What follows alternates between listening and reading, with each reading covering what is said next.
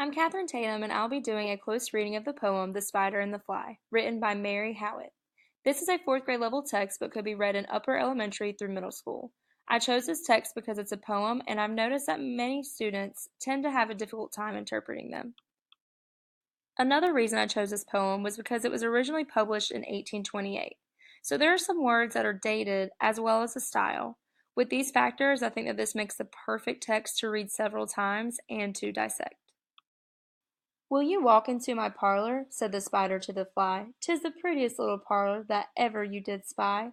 The way into my parlor is up a winding stair, and I've many curious things to show when you are there." "Oh, no, no," said the little fly, "to ask me is in vain, for who goes up your winding stair can ne'er come down again." Stanza by stanza I will dissect this poem, and I will begin with the word parlor. I know that a parlor is a living room, but I don't think that the spider really has a living room. I know spiders live in webs, so I'm thinking that a parlor is part of the web. In red, I underlined who was speaking. I noticed that the first four lines the spider is speaking and the last two the fly is.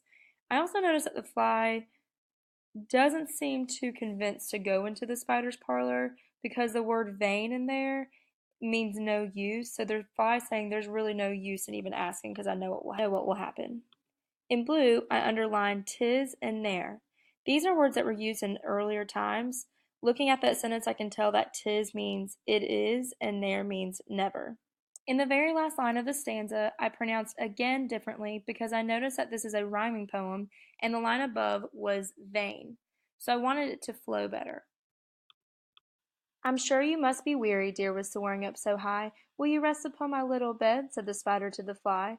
"There are pretty curtains drawn around, the sheets are fine and thin, and if you like to rest awhile, I'll snugly tuck you in." "Oh, no, no," said the little fly, "for I've often heard it said, they never, never wake again who slept upon your bed." Again, the author starts the first four lines with the spider speaking and the last two lines with the fly speaking. The author used repetition with the fly beginning with "oh no no." I think the author did this to prove that the fly was not convinced because she knows that the people who sleep on his bed do not survive. Said the cunning spider to the fly, "Dear friend, what can I do to prove the warm affection I've always felt for you? I have within my pantry good store of all that's nice. I'm sure you're very welcome. Will you please take a slice?"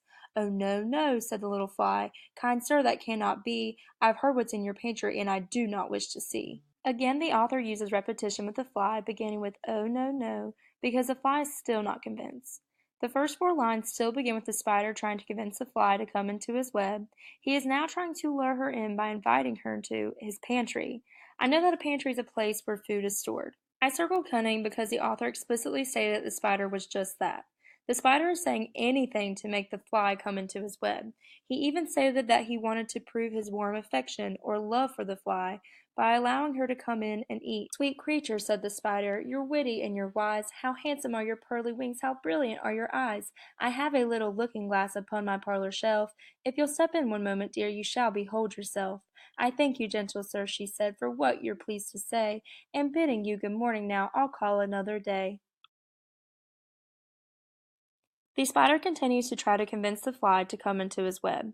This time he tries to convince her with compliments about her wings and eyes. He invites her in to use his looking glass, which is a mirror, to behold herself or see herself. This language points out the period that this poem was written in. The pattern of the author beginning with the spider talking and ending with the fly continues. However, the fly does not say, "oh no, no," this time. Instead, she says goodbye for now and that she'll call another day. She doesn't seem as convinced about not coming into the spider's web now. Created using Powtoon.